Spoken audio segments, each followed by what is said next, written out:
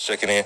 I know a lot of y'all just want me to get straight to the point, and a lot of people just want the meat and potatoes versus of what I have to say. Before I tell you all what needs to be said and my thoughts and my opinions don't represent any agency, and that's including the one that I work for or any other agency that I've worked for in the past or any agency that's around my area or neighborhood. I'm speaking only for Brian Woodard. And I also want to reach out to the people who are new to the everyday life of Deputy Brian Woodard. I just want to make sure I put this on the table, that my page is mainly to build that bridge between the law enforcement and our community. This page makes you laugh. We have different skits. This page... I want to stop it for 1 minute because I want to say about me. This video don't represent no one, no agency. What it represents is me as a black man who is African-centric and the way we should think. So let's get on with it. It represents me. Makes you cry on certain things, on certain events. Some things are heartwarming. Some things are comical. It's just, you're humanizing the badge. Oh, and let me also, my page is created to promote unification within the black nation, global-wide. From here to the lands of Mother Africa and all over the diaspora. I'm here for one reason and one reason only, to connect with my people. There is no other reason. So don't get it twisted.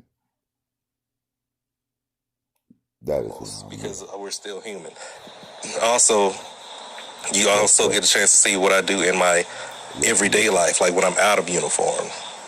So basically, just because I wear a uniform doesn't mean that I think just like everybody else, or I do the same thing like everybody else. I am my own person, okay? So now that I got that out the way, so I've been receiving a lot of emails in my Yahoo account. I did get some personal inboxes on my personal Facebook page, and I get a lot of texts from friends and people who I associate with, and they've been asking me about the Ahmaud Arbery case. And what are your thoughts, Brian, on this? What are your thoughts on that? And like I said before, you have to be careful of the things that you say in advance, because some people will take your words and twist it and run off with it. But I will say this. The media can show you one thing. They might not show you everything that happens. And this event supposedly happened back in February, and it's just now coming out, causing a lot of people to be even more frustrated and upset. You have every right to be mad. You have every right to be upset. And I'm just going to go based on from what I've seen and what I've read. From the clips that I've seen of Mr. Arbery jogging in the neighborhood. I hope you understand that when he said, you have every right to be upset, that he was talking to the black nation. That's all he could have been talking to. Because this happened to a black man. Something that would not have happened to another race. So let's go on. Minding his own business, because I wasn't there. All we can go by is what we see on social media or what the news shows us or whatnot. I'm going to go by how this looks.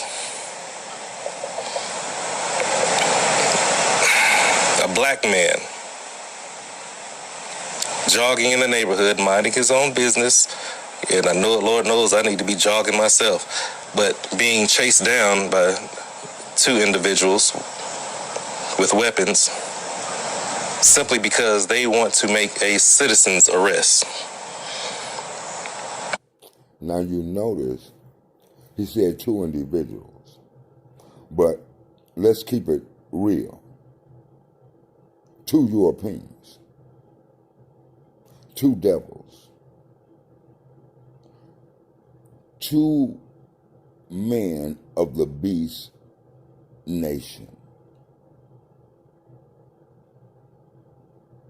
The same ones that's been doing this to us for over 400 years.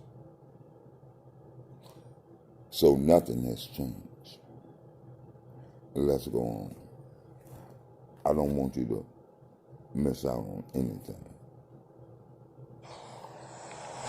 Now, I've heard of a lot of people making citizens arrests, but regardless of someone just simply jogging, and the way that was handled, that man did not have to lose his life.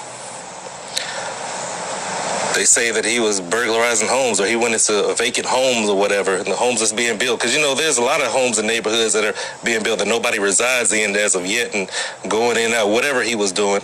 But even if he was inside a vacant home or burglarizing a home, with nobody in it, nobody's in the dwelling. Regardless if that was the case, he still didn't deserve to be shot down. There are a lot of arrests that I have made over the years of my career. I've been in the criminal justice field ever since straight out of high school. 20 years. Working jails and working prisons. And I've seen people do a lot of heinous and cruel things. I've been on the street for 13 years as a peace officer. And even when I've gone to places where people have been trespassing and being places that they're not supposed to be, allegedly, that does not subject to, the consequences is not death. Him jogging down the street, minding his own business, does not consequence. There's no consequence just for death. Minding your own business and yes, I saw the video, he fought back, but then again, you have to think about it. If it were me jogging down the street and somebody pulled up on me with weapons, do you think that I'm not going to fight back? The young man was fighting for his life. And I will say this, the way it looks, it really upset me. And one thing that we have to remember is to keep that family in prayer, because they are going through it. Yes, I did hear about the gentleman being... Yes, they're going through it. But what he failed to understand, and the majority of us do, and it's just out of lack of knowledge, is that what happens to one of us should affect us all, because we are all connected as a black race of people. And the only thing that disconnects us is our way of thinking. So when they killed that man for no reason, we as a people are not supposed to be begging them for mercy, begging them to do the right thing.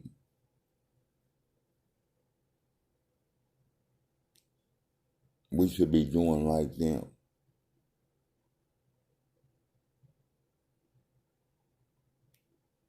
Taking it into our hands and doing what we as a people, as a black people, who it happens to, feel should be done. We have men and women among us that can make righteous judgment. And no nation has the right to judge another nation.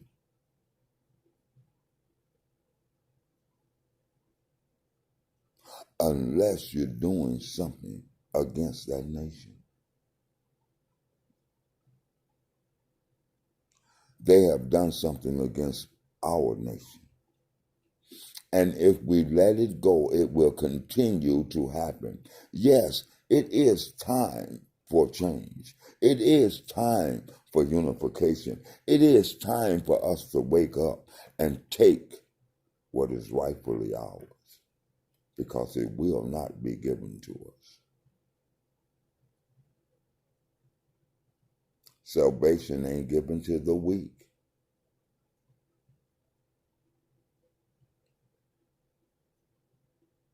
It's not given to the weary,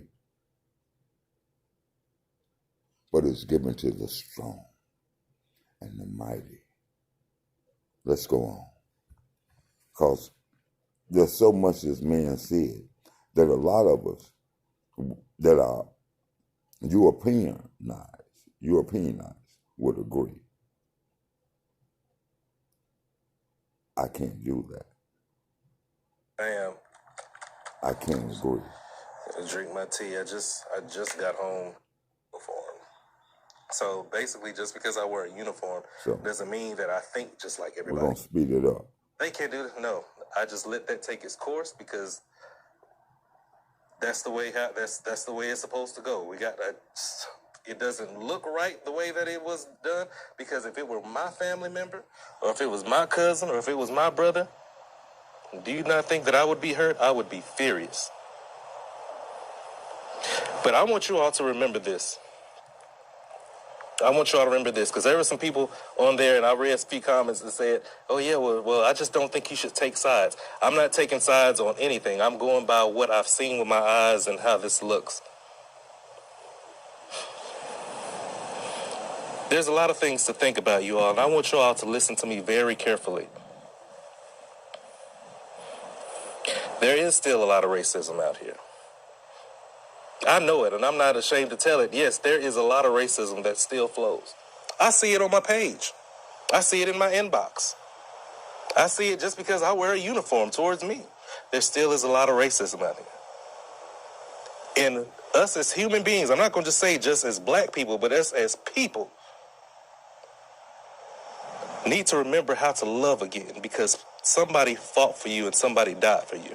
Perfect example. Just like... Let me stop it right there. Yes, we do need to learn how to love again.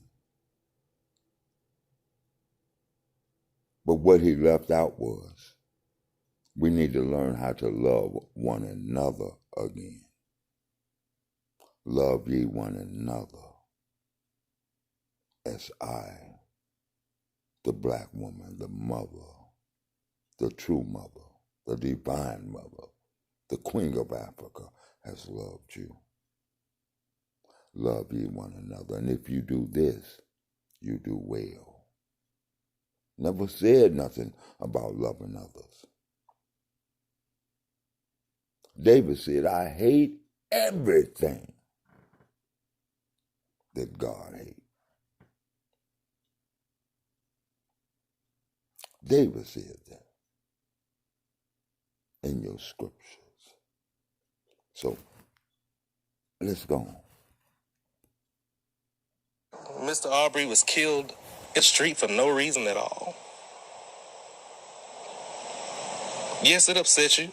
Yes, it hurt you. But when I was driving home today, y'all, this is what I was thinking about on the way home. Now, I can refer this back to black people, African Americans. And there are other people of other races who've had their struggle as well, too. So you're not excluded. But black people have been through a lot of things over the years. Had family members raped. They've been through slavery. We've had people being killed for nothing. They've been lynched. They've been burned alive. They've been, even in the 40s and 50s and 60s, you had things that were just unnecessary. Take, for instance, the 4 young women in Birmingham, that 16th Street bombing, the 16th Street Baptist Church bombing. They simply went to church and they lost their lives. And a lot of people didn't even care because they were used to that era, and they feel that just happens all the time. But then again, you had a lot of people who did care and wanted to do something about it. Things got better afterwards, but somebody had to lose their life because of that. 1955, Rosa Parks. Think about this. Rosa Parks, she simply refused to give up her seat on the bus. That's all she did. Simply refused to give up her seat to a white man. She simply did not get up. Yeah, it was mean and it was cruel. They threw her behind in jail. But something good came out of it, because what did that lead to? That led to them boycotting the bus. Nowadays, when you get on the bus, you have a choice of whether you want to give up your seat or not.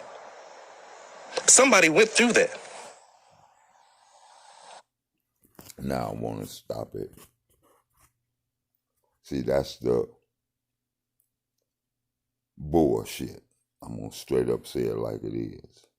That they feed you. This is the shit they want you to think. And I'm not putting it on him. He's just one of the afflicted, one of the lost. He feels the pain, but he's so lost, he don't know how to act on the pain that he feels. He still want to work with those that are doing this. He still want to protect those who are creating this murder, this terrible act. Listen, it is our responsibility to one another to correct our issues. Let's keep on listening. Emmett Till, that was also 1955. Emmett Till, it's another part of racism. He simply just whistled at a white woman. You know that, right? And he was found and beaten beyond recognition. Okay, have a good night. Pulled him up out of the water. Get something to drink. Mother had his funeral so she can expose what racism and hatred did to her child. Beat beyond recognition. Once again in that area, a lot of people thought it was normal. A lot of people didn't care about it because they had that kind of hatred in their heart. But then again, there were people that did care about it, and they marched. They wanted something to happen about it. They wanted to make a change about it. Martin Luther King, what did he do? He simply wanted peace. He simply said all men are created equal. He simply thought that we should be together, nonviolent. No. Martin Luther King never thought that we should be together. He thought we should be able to live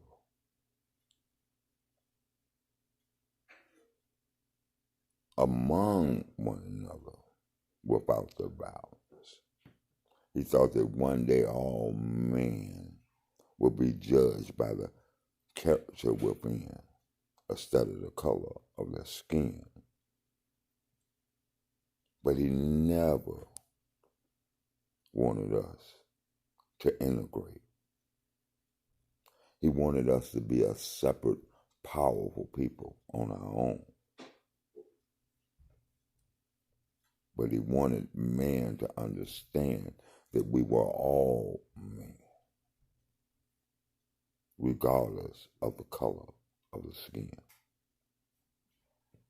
Let's go on. See, this is the stuff that keeps us going. Then he was assassinated in 1968. And all he simply wanted to do was spread love. But things got better at that time, too, because he had to die. What happened now? Now you don't have to sit at the back of the bus. Now you can go in and out of restaurants. Now you don't have to go around the corner in the back of the store just to get your food. Yes. Now you can whistle at anybody who you want to. See, there you go again. First of all, number one, okay, so you can go into any restaurant you want. And we're supposed to feel that's a big deal. But to me, that means nothing.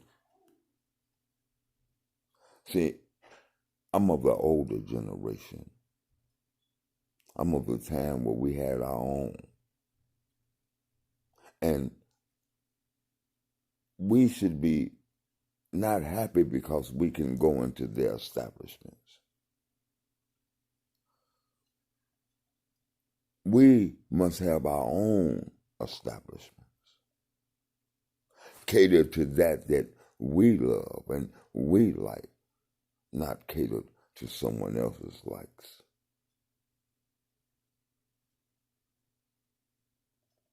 Let me go on. See, we're missing a lot here. Anybody who you want to. Some might like it, some might not. Now you can go ahead and sit anywhere on the bus. Bad things happen to great. You could sit anywhere on a bus, but you don't own the bus. It's still their bus. Where's your bus, black man, for your people? People, and it's not supposed to be that, but everybody goes through something. And yes, my heart is broken as well, because this is very sad, and it's a very uncomfortable topic for me to discuss with you all.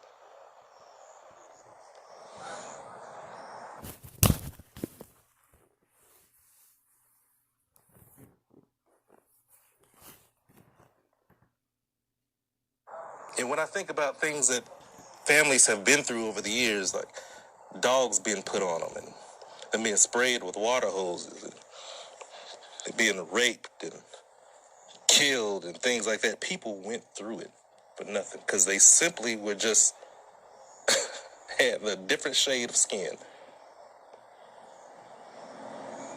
Think about Jesus Christ. He simply died for our sins. He was simply born in a manger. Just like us. Had nothing when he was born. Why? Because he was black. He was hated because he was one of us. For no reason. Hated for no reason. Why? Because he was black. He was hung on a tree. Read your scriptures. Why? For no reason. Because he was black. Read where he come from. And look and see who the people were during that time. What people lived in that area. And know that it was you, black man. Wake up. Wake up. And he was crucified. Do you know how it is to be crucified? Nobody knows that pure torture. Could you imagine somebody driving steak knives? That's what it feels through your hand. Pieces of flesh actually going through the wood as they beat it in you. He simply was love. And then I think about Mr. Aubrey, Mr. Ahmaud Aubrey. He simply was jogging. Simple life taken. And even through that, still, a lot of people think that, hey, well, it's not such a big deal. It's not this, because people still have that mentality. But then again, you have other people that think, yeah, we're going to do something about this. And even by this being done. What are your thoughts, brother? What are your thoughts? Sister, black man, black woman. Let the parents see what your thoughts are. Are you hurt as much as they are hurt?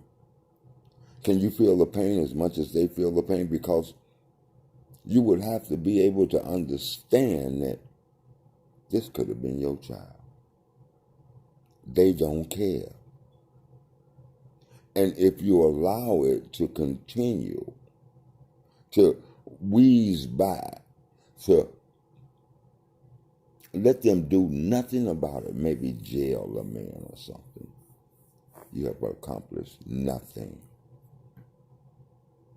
Yes, it's a time for action, but it's also a time for us to come together, put our minds together, and exodus out of this country. It's time to let this beast go and live for us. I hope you can feel the pain. Being done, something good still going to come out in the future. Because if there are people in the past who have been doing things that were just simple and lost their life, or gotten beaten, or got raped, or got shot, or got assassinated, his life was not in vain. And one thing that I would like all my followers to know, and people who are just now following me, be careful of everything that you watch on TV. Because like I said before, the media can get you riled up just like this. And this is the perfect opportunity that now this coronavirus is kind of teeter-totting a little bit. But read the responses. The people who have hatred in their hearts, they're violently speaking out. But the people who have love in their hearts will march peacefully. That's what they want us to do. March peacefully. So they can throw us the crumbs from the table, but never give us what is rightfully ours. Nobody's going to march. Marching is over. This is 2020. The young people don't want to march. They want what is rightfully theirs. And we as the elders must be the advisors as they lay the plan for the way that they should go. We should be instructing them to think about they people, themselves, one another, and not another.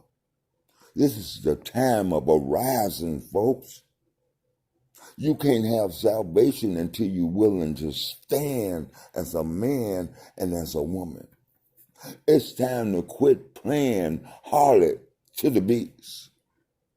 It's time for our women to close them things off so that our man can become strong. And it's time for the man to stand strong and get ready mentally, physically, spiritually, because the battle is here and we are in it. We are the targets. They'll try to make change peacefully. They'll try to do things peacefully. But some people are just fed up, and you have a right to be fed up. But we have to make sure that we're doing things the right way. Yes. There are people out here all the time that's going to do things the wrong way. Everybody is not racist, everyone. Because that's one thing that I personally feel that the media is trying to turn black people against white people. Now I want to stop right there. Black people, the white people been against us since the day that they come among us. Don't get it twisted. Okay, he gonna probably say you got one or two whites, that's all right. But it has nothing to do with the majority. I'm like my brother Khalid. Khalid say kill them all. Kill them all, including the babies. And when dig them up after you kill them all and kill them again. If you allow one to live, you're allowing them to live. You got to pull it up from the roots. You got to destroy it. Hey, even your Bible tell you that. Keep listening. This ain't the time to be deceived. This is the time for awakening. And other races against other races. And it's not supposed to be like that. Because you have a lot of people that are African descent that don't have a racist bone in their body. You also have Caucasian white people who have nothing to do with that and don't have not an ounce of racism in their body. But they get criticized and they get the finger pointed at them because of what somebody else did. Same thing as me being a police officer. There are people that point the finger at me because this cop over here did this. See, now, Remember, somebody died for you. we got to stop that. We got to stop trying to be friends with the enemy. We got to stop wanting the enemy to be our friend. I'm not saying to, yes, I am. You better hate your enemy.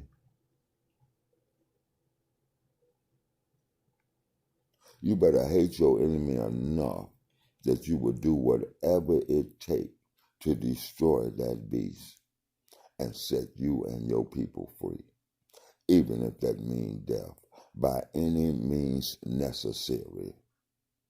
It's all right to hate those that hate you. It's all right to hate those that live against your righteous ways. It's all right to hate that which is not of you, because if you don't hate it, you will let it continue. Oh man, there's so much I can say to that. He died for you. That young man's life was not in vain. Because I guarantee you, in the